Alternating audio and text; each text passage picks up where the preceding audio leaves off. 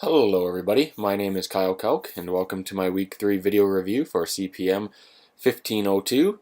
I'm just going to start off by going over all the points again this week and showing you the app in the simulator. Right now, for this week, the hardest part, I'm not really sure what the hardest part was. Everything kind of went pretty smoothly. The updating went pretty easily. Getting it validated was easy as well. As far as the connection status, I feel as though that may have been the only stumbling block, but it really wasn't. That went fairly easy as well. So overall, I think this week went by really rather easily. I'm just going to go over the 5 points we had to have done this week. I'm not going to really show the first part, the credit functionality, because I showed it last week and that was all working. I'll go over it a little bit as we go, just because the updating is going to be in there now, so you'll be able to see it creating and updating it. I'm going to start off with showing off the network connection because that's going to take the longest, one of the longest parts to do it. So right now I actually have the phone set to airplane mode, so I'll bring up the app that's currently running now. Just click on it. As you can see, airplane mode, it says no network connection. It alerts the user. Close that. None of the buttons work. I have them set so they're both disabled, so the user can't get into any trouble that way either.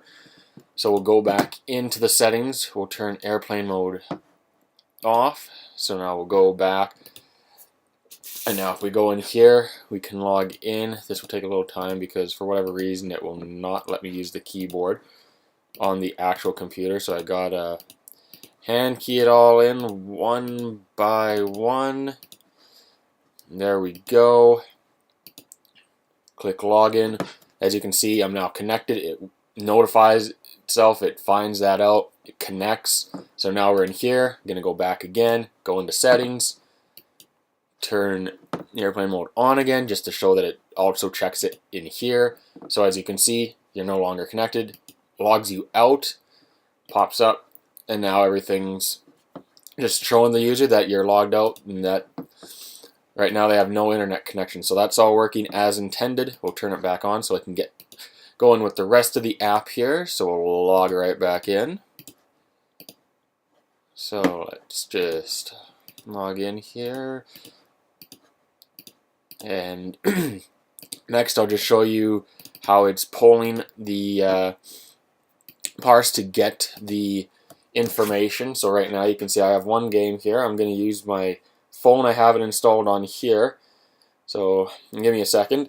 Right now the way I have it set up, let's see here, using the right part. So basically right now I got this right here, configure polling. It gets called up here in the, where are we here, in the on resume, because what happens is in the on resume it checks for the network connection. If we have a network connection, it calls this right here, the configure polling. It makes a timer. It calls an updated list inside of a handler. And then what happens is for the first update it gets it 10 seconds later, and then after that it's every 30 seconds after. So let's bring up the Android simulator again. Let's just add in a game real quick on my phone. And there we go. Add the game. So now we'll give it a little bit of time. It takes, I don't know how I hit it here in terms of the 30-second update, so it might be a little bit longer, might be a little bit less, and I actually timed it really well. As you can see, it popped in there, shows up. I didn't do anything at all in the simulator, so I have the parse server being pulled every 30 seconds now. The data synchronizes and the UI updates automatically. So now we're going to showcase the updating. As you can see, I just used the create one. So let's just update this. We'll call it bye. And I'll show off the validation in making a new game, because the validation works the same way on both of them, because, well, it's the same exact activity. It's just pulling in the information differently. So we updated. Let's go back out, and now you can see it updated Y duck to buy, $7.99. Works perfectly. And now let's just show off the validation. If I go like this, add game, 2 alerts for the user, have to enter a valid game name. So let's go, hey, try and add the game. Can't still, that's not going, so let's just add in characters. This would make it crash before. Now it checks, it's not a valid price, so we go back, enter in a price, and add game, and just like that, validates for the user, everything gets checked, validates correctly, go back. As you can see, it's put in there, and everything is working as intended. I hope everyone else had a fantastic week 3.